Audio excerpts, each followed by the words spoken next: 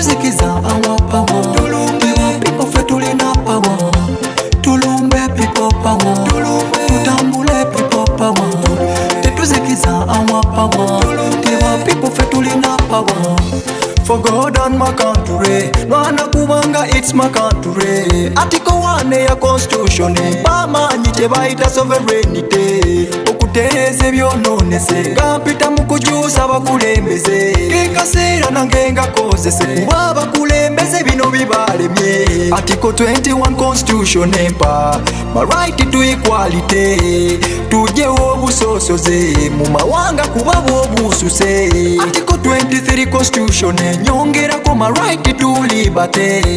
Ebye waffe byalema, abatamanyi mateeka tuchunywa. Sembya ya Article 26 empa my right to property. Mutubye nnyo ffe nga twebase, tuzukuse kyekiseera twelwanire tubijjewo. Tulumbe people power, tutambule people power. Tetuzikiza our power. Tulumbe people fe tulina power.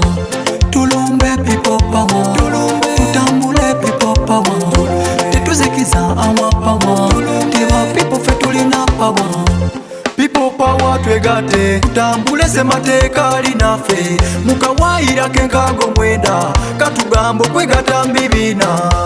Tujjewo na kyemalira, eyajja mu gyekyenda. Okumanya semateeka ya mukowa, Article 102 yamugamba agende. Naye Baboli taswala, yagikwata kesi yonna ng'eraba. Sitidde ku byenjogera, semateeka ampe eddembe eryogera.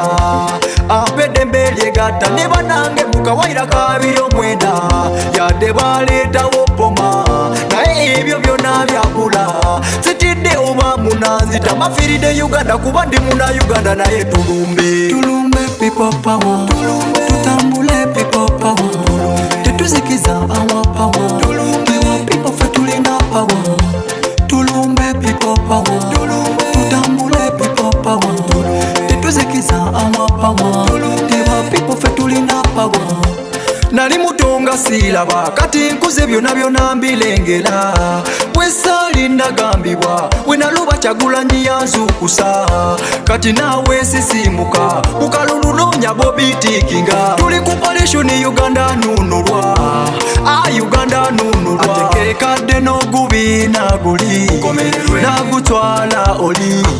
N'endiga ezabulazi zibuulirirwe, muzigando kyuka zikomererwe. People power etikirwe, Kadago bwa speaker mpe. Kyagulanyi muteba bimbe, meya Kampala Kamilya joge.